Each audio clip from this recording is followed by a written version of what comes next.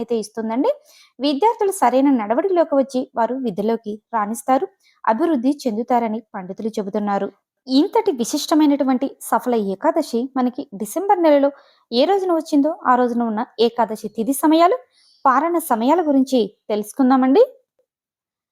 ఏకాదశి తిథి 2025 డిసెంబర్ 14వ తేదీన రాత్రి 8:34 ప్రారంభమై డిసెంబర్ 15వ తేదీ రాత్రి 10:08 ముగుస్తుందండి. ఉదయం తిథి ఆధారంగా 2025 డిసెంబర్ 15 సోమవారం రోజున సఫల ఏకాదశిని జరుపుకోవాలి.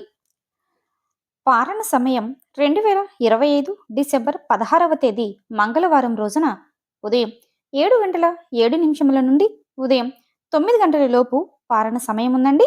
ఈ సమయంలోపు ఉపవాసాన్ని విరమించుకోవచ్చు.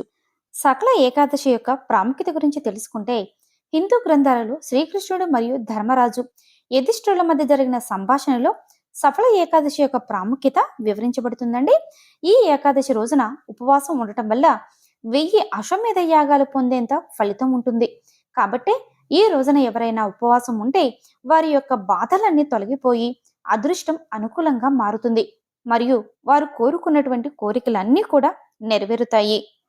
సఫల ఏకాదశి యొక్క పూజా విధానం గురించి తెలుసుకుందామండి. ఈ ఏకాదశి వ్రతాన్ని ఆచరించాలి అనుకున్న వారు ఉదయాన్నే తలస్నానం చేసి మీ ఇంట్లోని పూజ గదిని గంగాజలంతో శుభ్రపరచుకోవాలండి. ఆ తర్వాత లక్ష్మీనారాయణల చిత్రపటాలకి పసుపు కుంకుమ పెట్టి పసుపు రంగు పుష్పాలతో అలంకరించుకోవాలి. పూజలో తులసి అనేది ఈ రోజు తప్పనిసరిగా ఉండాలండి. తర్వాత నెయ్యితో అఖండ దీపాన్ని వెలిగించుకోవాలి. స్వామివారికి నైవేద్యంగా అరటి పండ్లు, కొబ్బరికాయ, చక్కెర పొంగలి, పండ్లు, స్వీట్స్ వంటివి సమర్పించాలి. శాస్త్రోక్తంగా పూజలు నిర్వహించుకోవాలండి. ఏకాదశి కథ వినడంతో పాటు విష్ణు సహస్రనామ పారాయణం ఈ రోజు తప్పనిసరిగా చేసుకోవాలి.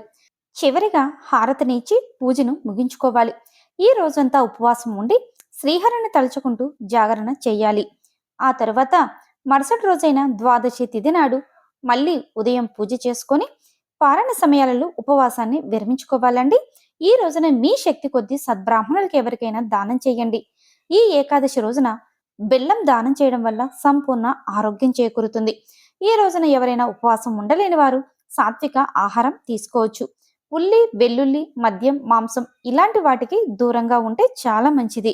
సఫల ఏకాదశి యొక్క విశిష్టత గురించి తెలుసుకుంటే, ఈ సఫల ఏకాదశి మహత్యాన్ని పాండవుల్లో అగ్రజుడైన ధర్మరాజుకు శ్రీకృష్ణుడు చెప్పినట్లు శాస్త్రాలు చెప్తున్నాయండి.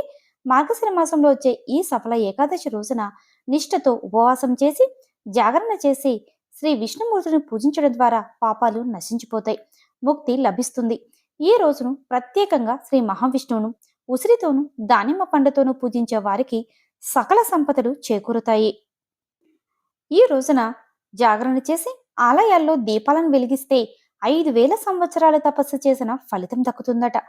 దీనికి సమానమైన యజ్ఞం కానీ తీర్థం కానీ లేదని చెప్పబడుతోంది.